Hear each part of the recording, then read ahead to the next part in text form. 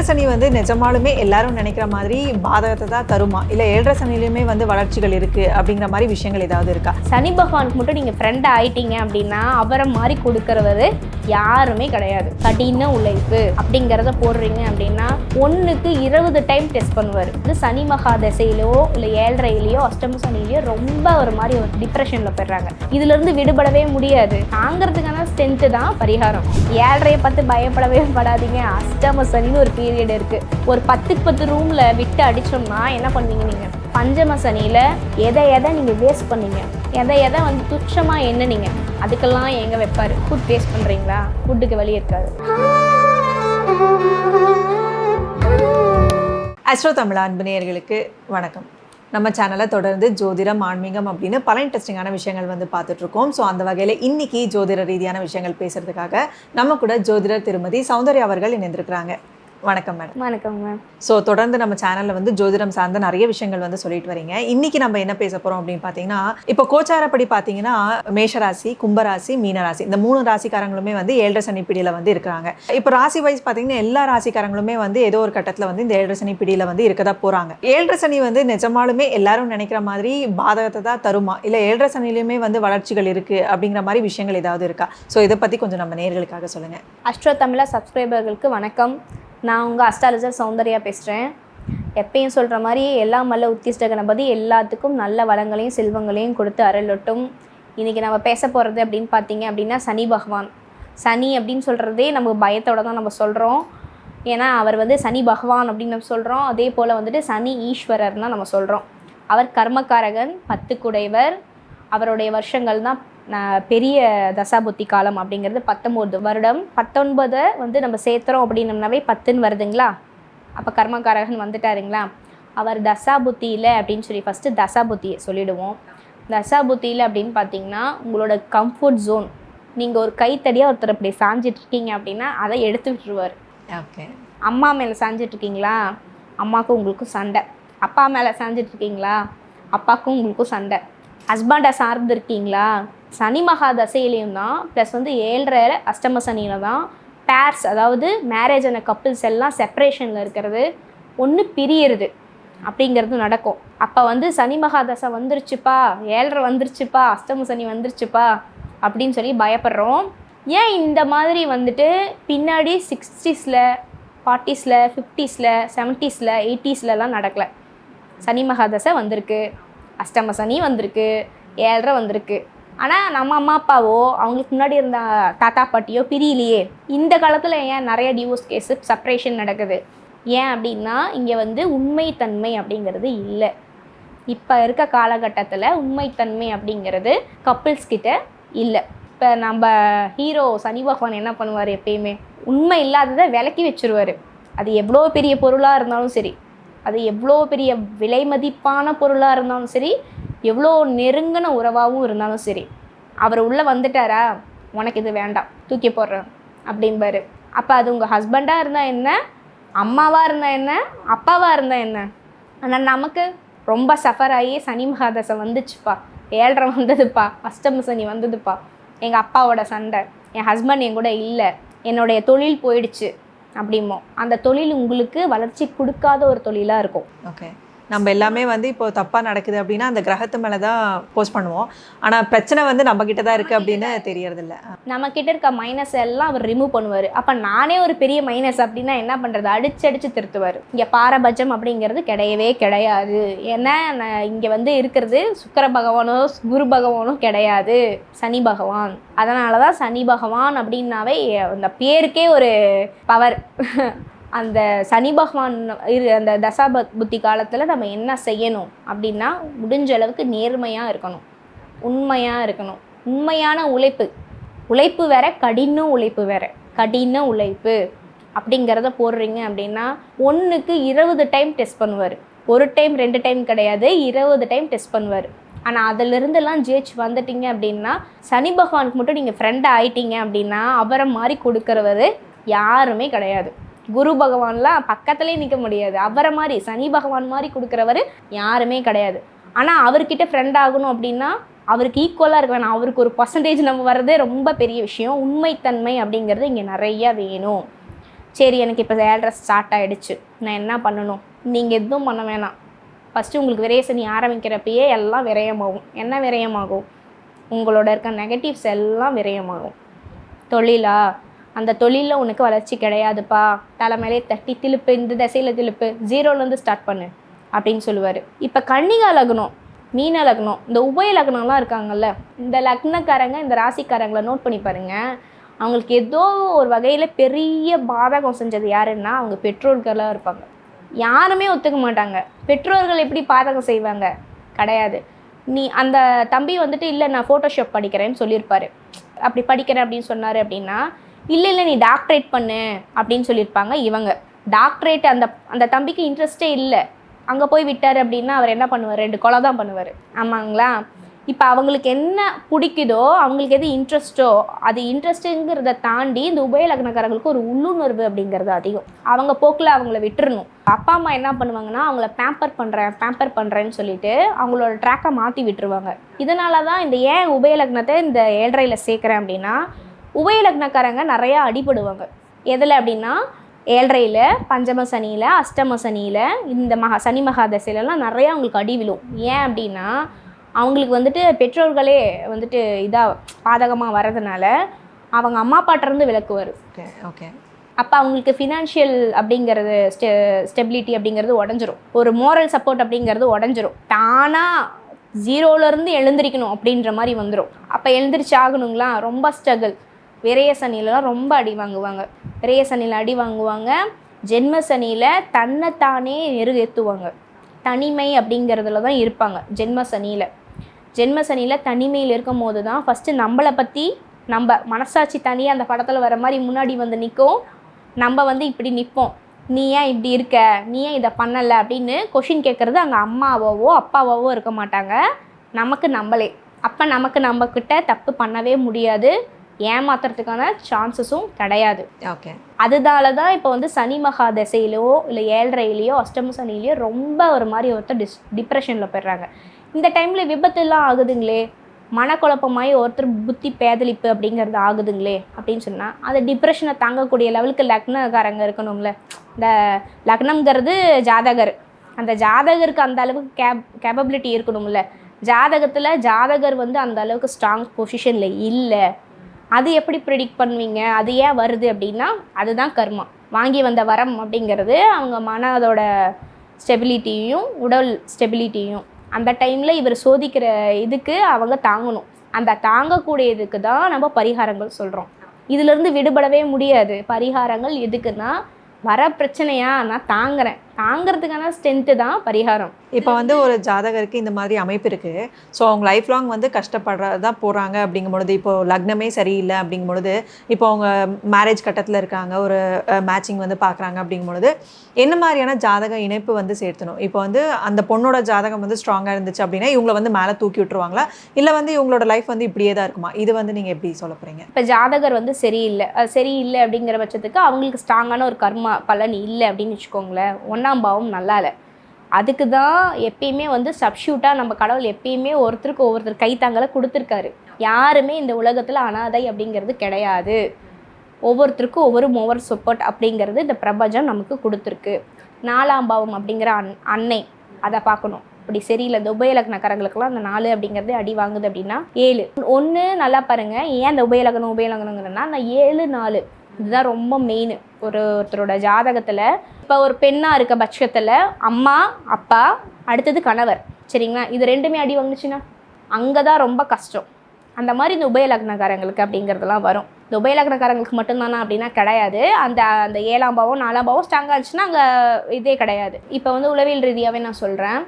எப்படின்னா, ஒன்று ஹஸ்பண்ட் வந்து ஸ்ட்ராங் பர்சன், அதாவது 7ஆம் பாவம் நல்லா இருக்கிற ஒருத்தரை, ஜாதகர் வந்து சரியில்லை அப்படின்னா லக்னம் பாவம் ஸ்ட்ராங்காக இருக்கிற ஒருத்தரை இணைக்கலாம். அப்படி இல்லை அப்படின்னா யாரும் சொல்லாததை சொல்கிறேன், மாமியார் 10ஆம் பாவம் நல்லா இருக்குன்றப்ப இணைச்சிடுங்க. ஏன் அப்படின்னா ஒவ்வொரு உளவியல் ரீதியாகவே ஒரு குடும்பத்தில் கணவரே சரியில்லை அப்படின்னாலும் மாமியார் ஸ்ட்ராங்காக இருக்காங்கன்னா அந்த ஃபேமிலி வந்துடுது. அதனால் வந்து 10ஆம் பாவம் ஸ்ட்ராங்காக இருக்கிறத வந்து நம்ம இணைக்கலாம். அப்படியும் இல்லை அப்படின்னா உங்களுடைய சுய 10, கணவரோட 10 கிடையாது, ஜாதகருக்கு 10, ஏன் அப்படின்னா அங்கே ஒரு பொருளாதாரம் அப்படிங்கிறது வந்து ஸ்ட்ராங்காக இருக்குது அப்படிங்கிற பட்சத்தில் ஓரளவுக்கு இல்லை, முக்கால்வாசி ப்ராப்ளத்தை சரி பண்ணிடலாம். பொருளாதாரம் அப்படிங்கிறது தானே எல்லாத்தையும் இப்போ இருக்க காலத்தில் வந்துட்டு ப்ரெடிக்ட் பண்ணுது. அப்போ வந்து ஓரளவுக்கு சமாளிச்சிடலாம். அப்படியும் இல்லைங்க, இது எல்லாமே சேர்ந்த மாதிரி ஒரு இது இல்லை அப்படின்னா ஒரு ஹைட் பாயிண்ட் சொல்கிறேன், 4ஆம் பாவம் நல்லா இருக்கிறத சேர்த்துங்க. ஏன் அப்படின்னா 4 அப்படிங்கிறது உங்கள் அம்மா, அதே போல் உங்களோட சுகஸ்தானம், அதை வந்து சேர்த்தலாம். இப்போ வந்து 7.5ல் நம்ம என்ன பண்ணணும், ஜாதகர் ஸ்ட்ராங்காக இருக்கிறதுக்கு அவர் கொடுக்கக்கூடிய அடியெல்லாம் தாங்கக்கூடிய லெவலுக்கு நம்மளை எப்படி ஸ்ட்ரென்தன் பண்ணிக்கணும் அப்படின்னா, உங்கள் ஜாதகத்தில் சனி பகவான் எந்த பொசிஷனில் இருக்காருன்னு பாருங்கள். ராகு கேது சாரத்தில் இருக்கார் அப்படின்னா அவர் முழுமையாக உங்களோட கர்மாவை செய்ய போகிறாரு. அதில் வந்து பாரபட்சமே இல்லை. அவர் பாரபட்சமே ஆல்ரெடியே அவர் வந்து ரொம்ப ஸ்ட்ரிக்டான ஒரு இதில் வந்து ராகு கேதுவோட இணைஞ்சிருக்காரு அப்படின்னா உங்களோட கர்மாவை தான் அவர் கொடுக்க வந்திருக்காரு. அப்போ வந்து என்ன பண்ணணும், உங்களோட கர்மா என்னன்றதை ஆராயுங்க. 7ல் வந்து கேது இருக்குது, கேது சாரத்தில் வந்து சனி பகவான் இருக்கார் அப்படின்னா 7க்கு தான் நீங்கள் சர்வீஸ் பண்ணணும். 7ங்கிறது கணவர் மனைவி நண்பர்கள், அதே போல் கூட்டு போட்டு வியாபாரம் பண்ணுறது, சின்ன சின்ன குழந்தைங்க, ஹஸ்பண்ட் இல்லாத இருக்க பெண்கள், மனைவி இல்லாத இருக்க ஆண்கள், உங்களால் பணம் கொடுத்து தான் உதவணுன்றது கிடையவே கிடையாது. ஒரு இப்போ எப்படி சொல்கிறது, அம்மா இல்லாத ஒரு குழந்தைங்கள கூப்பிட்டு ஒரு அரவணைப்பாக பேசுறது, அவங்கள பேம்பர் பண்ணுறது. ஏன் நான் அம்மாங்கிறேன்னா சனி பகவான் ரொம்ப பெட்டு யாருக்கு, அம்மாவுக்கு. அம்மாவை நம்ம ஓரளவுக்கு இது பண்ணுறோம் அப்படின்னாவே சனி பகவான் போ மன்னிச்சு போ அப்படின்னு விட்டுருவார். அதனால் வந்துட்டு அம்மான்னு நான் சொல்கிறேன். இப்போ வந்துட்டு இந்த 7ஆம் பாவத்தை ஸ்ட்ராங் பண்ணணும். எப்போ நான் 7ஆம் பாவத்தை ஸ்ட்ராங் பண்ண சொல்கிறேன்னா, அவர் வந்து இது இன்கேஸ் கேது சாரத்தில் இருக்கார், அந்த கேது வந்து 7ல் இருக்குன்னா தான். எல்லாரும் 7ஆம் பாவத்தை வந்து ஸ்ட்ராங் பண்ணக்கூடாது. இப்போ பொதுவாக எனக்கு சொல்லுங்கள் மேடம், நீங்கள் வந்து கொஞ்சம் டேர்ம்ஸ்லலாம் சொல்கிறீங்க, பார்க்குற வியூவர்ஸ் நாங்கள் என்ன 7.5ல் இருக்கோம், நாங்கள் என்ன பண்ணுறது அப்படின்னா, நல்லெண்ணெய் தீபம் போட்ட விளக்கு வீட்டில் எரிஞ்சுக்கிட்டே இருக்கணும். எப்பயுமே உங்கள் வீட்டுக்குள்ளே வரேன் அப்படின்னா நல்லெண்ணெய் தீபம் எரிஞ்சுக்கிட்டே இருக்கணும். அந்த ஆறா பட பட பட பட குட்டாக, அதாவது சனி பகவானோட மாதிரி கெடுப்பவரும் இல்லை கொடுப்பவரும் இல்லை. அப்போ வந்து கெடுக்கிற அளவுக்கு விடவே அதை கொடுப்பாரு அப்படின்னா அப்போ பாசிட்டிவாக வந்து ஆக்டிவேட் பண்ணணும். முடிஞ்ச அளவுக்கு இன்னொன்று சொல்கிறேன், 7.5ல் அயன் பண்ணி போடுங்க ட்ரெஸ்ஸை. நீங்கள் அயன் பண்ணாதீங்க, வெளியே கொடுத்து அயன் பண்ணுங்கள். ஏன் அப்படின்னா ஆடைகளில் இருக்க சுருக்கம் அப்படிங்கிறது சனி பகவானை குறிக்கும். ஹீட் பண்ணுறாங்க, அவர் வந்து அந்த ஹீட் அப்படிங்கிறது பார்த்திங்கன்னா சூரிய பகவான். எப்பயுமே அப்பாவுக்கும் மகனுக்கும் தான் ஆகாது. யாருக்கு, சனி பகவானுக்கும் சூரிய பகவானுக்கும் தான். சூரியன் உச்சப்படுற இடத்துல மேஷத்தில் சனி நீச்சம். அப்போ வந்துட்டு அயன் பண்ணுறீங்க, அயன் பண்ணி போடுறீங்க அப்படின்னா உங்கள் ஆடை வந்து எப்படின்னா பாசிட்டிவான ஒரு சனியை இயக்குறீங்க அப்படின்றது அர்த்தம். அது வந்துட்டு பாசிட்டிவிட்டியான சாணிக்காரகத்துவத்தை எல்லாம் இழுக்கும். எப்படின்னா தொழில் செய்கிறது, உழைக்கிறது, எப்படி பிஸ்னஸ் பண்ணுறது அப்படிங்கிறது எல்லாமே. ஏன்னா கர்மக்காரகன் இல்லைங்களா, பாசிட்டிவிட்டியாக இது பண்ணி அதிக உழைப்பும் போட்டு தெய்வ நம்பிக்கையோடு போகிறீங்க அப்படின்னா 7.5 மாதிரி ஒரு பீரியட், ஒரு கோல்டன் பீரியட் இல்லவே இல்லை. ஏன்னா நீங்கள் நினச்சாலும் அங்கே உட்காரவே முடியாது. எழுந்திரி உட்காந்தது போகும் எந்திரி அப்படின்ற சொல்கிறது தான் வந்து சனி பகவான். அந்த டைமில் உழைப்பை போடுங்க. எதுக்கு நமக்கு பிராப்தமோ அந்த பிராப்தத்தை நீங்கள் எடுத்துக்கோங்க. இல்லாததை போய் நீங்கள் இது பண்ண வேணாம். செப்பரேஷனில் இருக்கீங்களா, அந்த டைமில் நீங்கள் வந்து க்ரூம் அப் ஆகிக்கணும்னு அர்த்தம். பர்சனாலிட்டி வைஸாக சொல்கிறேன் நான்.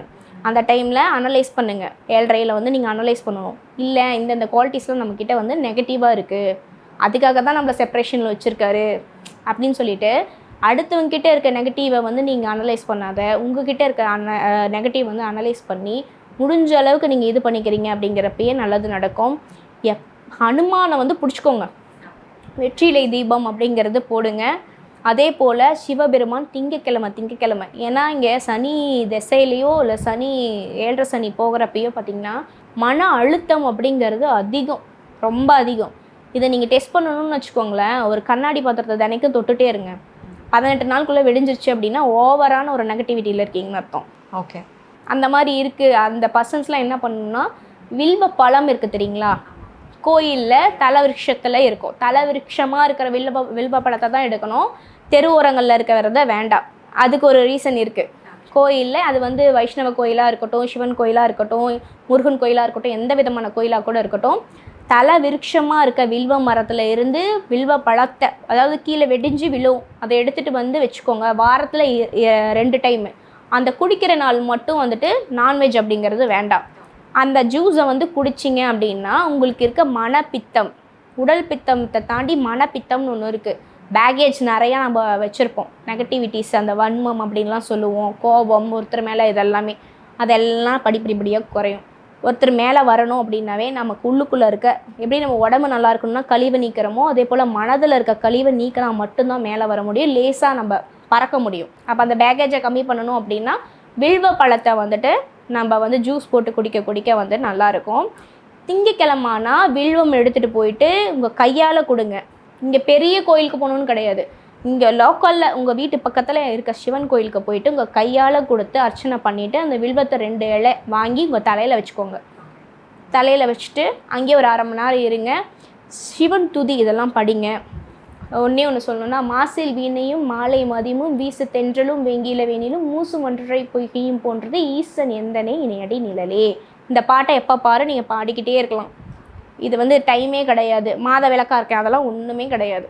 தீட்டே கிடையாது, சிவனுக்கு தீட்டே கிடையாது. உங்களுக்கு பயம் தோணுதா, 7:30 டைமில் டிப்ரெஷன் ஆகுதா, இந்த துதியை பாடிக்கிட்டே இருங்க. உங்கள் கூடையே சிவபெருமான் உட்காந்துக்கிட்டே இருப்பார். இதெல்லாம் வந்து பண்ணுங்கள், நல்லாயிருக்கும். நல்லெண்ணெய் ஆயில் புல்லிங் பண்ணுவீங்க தெரியுங்களா, அந்த மாதிரி காலையில் எழுந்தோடனே நல்லெண்ணெய் அதில் வந்துட்டு ஆயில் புல்லிங் பண்ணுங்கள். தயவு செஞ்சு உள்ளே போட்டுறாதீங்க, குடிச்சிடாதீங்க, அது இன்னும் மந்தத்தன்மையை அதிகமாக்கிடும். நல்லெண்ணெய் நல்லா ஹெல்த்து தானே, இந்த டைமில் வேண்டாம். ஆயில் புல்லிங் பண்ணுங்கள், உங்கள்கிட்ட இருக்க நெகட்டிவை மட்டும் அதை எடுத்துகிட்டு போகட்டும், உள்ளுக்குள்ளே வேண்டாம். சமைச்சு சாப்பிட்றது வேறு, அது வந்து எப்படின்னா காரகத்துவத்தை வேறு மாதிரி பயன்படுத்துகிறீங்கன்ற மாதிரி ஆகிடும். ஆயில் புல்லிங் பண்ணலாம், இதெல்லாம் வந்து குறைக்கும். எள் தீபம் அப்படிங்கிறது போடலாம். சனிக்கிழமைகளில் பார்த்தீங்க அப்படின்னா சனீஸ்வரரை போய் வழிபடுங்க. வழிபடுறதை விட மெயினான ஒரு விஷயம் என்ன அப்படின்னா, ரோட்டோரங்கள்லாம் இருக்காங்கல்ல, இப்போ நீங்கள் கோயிலுக்கு போகிறீங்க, தயிர் சாதம் செஞ்சுட்டு போவீங்க, எள் தீபம் வாங்கி போடுவீங்க, அர்ச்சனை 100 ரூபா வாங்குவீங்க, அப்படி இப்படின்னு கால்குலேட் பண்ணால் ஒரு 500 ரூபா வந்துடும். அந்த 500 ரூபாய்க்கு இந்த சாதம் தான் வாங்கணும், அந்த சாதம் தான் வாங்கணும் இல்லை, என்ன கிடைக்குதோ வாங்குங்க. உங்களுக்குன்னு பிரபஞ்சம் இங்கே போய் வாங்குன்னே சொல்லிவிடும், அப்போ கண்ணில் காமிக்கும். வாங்குங்க. போயிட்டு ரோட்டோரமாக இருக்கவங்க, கால் குறைபாடாக இருக்கவங்க, கொஞ்சம் இதாக இருக்கவங்களுக்கெல்லாம் கொடுத்துட்டு மனசார நான் கொடுத்துட்டேன், இதுக்கு மேலே எனக்கு நல்லது கொடுன்னு வேண்டாம், எதிர்பார்ப்பு இல்லாமல் கொடுத்துட்டு கொஞ்ச நேரம் ஒரு கோயிலில் போய் பிரார்த்தனை பண்ணிவிட்டு வந்துடுங்க. இந்த பலனெல்லாம் எப்போ கிடைக்கும்? நீங்கள் சொன்னீங்க மேடம் நான் செஞ்சேன், இந்த அன்னதானம் கொடுத்துட்டு இருந்தேன், இந்த சைடு வந்தோடனே எனக்கு நெகட்டிவாக ஒன்று காதில் வந்துருச்சு, அதெல்லாம் இல்லை. இந்த பலனெல்லாம் எப்போ கிடைக்கும் அப்படின்னிங்கன்னா, பாத சனின்னு சொல்லுவோம், 2ஆம் இடத்துல வருவார். அந்த டைமில் வந்து இந்தா நீ இவ்வளோ பண்ணியிருக்க அப்படின்னு சொல்லிட்டு நீங்கள் 10 ரூபா செஞ்சதுக்கு 100 ரூபாவாக தூக்கி போட்டுட்டு போவார். அந்த டைமில் கொடுப்பாரு. ஏன் இந்த டைமில் நீங்கள் எவ்வளோ பண்ணாலும் கொடுக்க மாட்டாரானா, மன்னிச்சு விடலாம். ஒரு சில தண்டனை வேணாம், அது சின்ன தண்டனை, சரி செஞ்ச புண்ணியத்துக்கு போயிட்டு போகுது அப்படின்னு. மித்தபடி வந்துட்டு 7:30 அப்படின்னா செப்ரேஷன் வேணும். செப்ரேஷனுங்கிறது வேணும் தான், அவர் கொடுக்க தான் போகிறாரு, அது நீங்கள் வேணும்னாலும் ஏற்றுக்க தான் போகிறீங்க. ஸோ அதை வந்து பெரிய ஒரியாக வேண்டாம். அந்த டைமில் தான் நீங்கள் கிளென்ஸ் ஆக போகிறீங்க, நீங்கள் குரூப் அப் பண்ணிக்க போகிறீங்க, யார் நெகட்டிவ்னு பார்க்க போகிறீங்க, யார் பாசிட்டிவ்னு பார்க்க போகிறீங்க பாருங்கள். அதே போல் வந்துட்டு பஞ்சம சனியில் எதை நீங்கள் வேஸ்ட் பண்ணீங்க, எதை வந்து துச்சமாக எண்ணுனீங்க, அதுக்கெல்லாம் எங்கே வைப்பார். ஃபுட் வேஸ்ட் பண்ணுறீங்களா, ஃபுட்டுக்கு வழி இருக்காது. ட்ரெஸ்ஸை கரெக்டாக இது பண்ணலையா, ட்ரெஸ் எடுக்கிறதுக்கே முடியாது, கையில் காசுக்கும் ட்ரெஸ் எடுக்க முடியாது. இந்த மாதிரி ப்ராப்ளங்கள்லாம் கொடுப்பாங்க. அம்மாவோட அன்பை வேஸ்ட் பண்ணுறீங்களா, அம்மா கூட இருக்க மாட்டாங்கன்னு மீன்ஸ் நீங்கள் அவங்க வீட்டுக்கு போக முடியாது, அவங்கக்கிட்டே நெருங்க முடியாது, பாண்டிங் வந்து ஃபுல்லாக உடஞ்சிரும். அந்த மாதிரி பண்ணுவார். இதே வந்துட்டு பார்த்தீங்க அப்படின்னா வந்துட்டு அஷ்டம சனி, இந்த மெயின் ரோலுக்கு நம்ம வந்துட்டோம். 7:30 பார்த்து பயப்படவே படாதீங்க. அஷ்டம சனின்னு ஒரு பீரியட் இருக்குது. நீங்கள் வந்து ஒரு எப்படி சொல்கிறது, ஒரு 100 மீட்டர் ரோடில் உங்களை ஓட விட்டு அந்த இதில் சாட்டையிலே அடிக்கிறாங்கன்னு வச்சுக்கோங்களேன். நீங்கள் 100 மீட்டர் ரோடில் இப்படிக்குன்னு ஓடி வரலாம். ஒரு 10க்கு 10 ரூமில் விட்டு அடித்தோம்னா என்ன பண்ணுவீங்க? நீங்கள் ஒன்றும் பண்ண முடியாது, அடி வாங்கிட்டு தான் இருக்கணும். அந்த மாதிரி தான் அஷ்டம சனி காலம் அப்படிங்கிறது. அஷ்டம சனி காலத்தில் மட்டும் நம்ம என்ன பண்ணணும் அப்படின்னா, எதெல்லாம் தவிர்க்கணுமோ அதெல்லாம் தவிர்த்துடணும். 2.5 வருஷ காலமாக இதெல்லாம் பண்ணக்கூடாது. நம்மளே வந்து ஒரு கண்டிஷன் பீரியடில் இருக்கோம் அப்படிங்கிறத நினைவுபடுத்திக்கிட்டே இருக்கணும். நான் சொன்ன பரிகாரங்கள்லாம் பண்ணிக்கிட்டே இருக்கணும். முடிஞ்ச அளவுக்கு ஓனாக எந்த டிசிஷனும் எடுக்காதீங்க. ஒரு பிஸ்னஸ்லேயோ சரி, லைஃப்லேயோ சரி, எதுலேயுமே வந்து ஓன் டிசிஷன் அப்படிங்கிறது 2.5 வருஷத்துக்கு அப்படிங்கிறது எடுக்கக்கூடாது. 2.5 வருஷத்துக்கு நம்மளோட வேலை, வாய் வந்து செயல்படலை, காது செயல்படுது, கண் செயல்படுது, கவனிக்கிறது மட்டும்தான். அந்த அஷ்டம சனி காலங்களில் மட்டும் யார் எப்படி நம்மளோட நெகட்டிவ்ஸ் என்ன பாசிட்டிவ்ஸ் என்ன என்ன மாதிரி நடக்குது, இந்த சுச்சுவேஷனில் யார் நம்ம கூட நிற்கிறாங்க அப்படிங்கிற அந்த 2.5 வருஷத்தை அனலைஸ் பண்ணுங்கள்.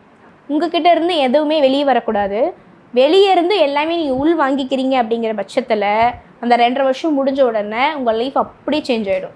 ஆனால் உங்ககிட்ட இருந்து நிறையா வெளியே போகுதுன்ற பட்சத்தில் அதுக்கான பலன் லைஃப் லாங் வந்து வடுவாக இருக்கும். அந்த வடுவை வந்து சரியே பண்ண முடியாது, அந்த அளவுக்கு ஒரு பெரிய வடு அப்படிங்கிறது இருக்கும். இதுக்கு ஃபைனலாக நான் சொல்கிறது என்ன அப்படின்னா, சனி பகவானை பார்த்து பயப்பட வேணாம். ரெமெடி அப்படிங்கிறது நான் சொன்ன பரிகாரங்கள்லாம் தான். அதை வந்து இந்த பீரியடை என்ஜாய் பண்ணுங்க அப்படின்னு தான் சொல்லணும். ஓகே, 7.5 சனி காலம் அப்படிங்கிறது வந்து ஒரு மனிதனை நீ யார் அப்படின்னு நீயே தெரிஞ்சுக்கக்கூடிய ஒரு பீரியட் அப்படிங்கிறது வந்து ரொம்ப டீட்டெயில்டாக வந்து சொல்லியிருக்கீங்க. ஏன்னா எல்லாருமே கஷ்டம்னு புலம்புறது தான் கேட்குறோம். ஆனால் அது வந்து கஷ்டம் கிடையாது, நீ யார் அப்படின்னு நீ உணர்ந்துக்கக்கூடிய ஒரு பீரியட் அப்படிங்கிறது வந்து ரொம்ப தெளிவாக வந்து நம்ம நேயர்களுக்காக சொல்லியிருக்கீங்க. ரொம்ப சிறப்பாக வந்து சொல்லியிருக்கீங்க. ஸோ தொடர்ந்து ஜோதிடம் சார்ந்து நிறைய விஷயங்கள் வந்து அடுத்தடுத்து பேசலாம். அது வரைக்கும் நன்றி, வணக்கம். நன்றி, வணக்கம்.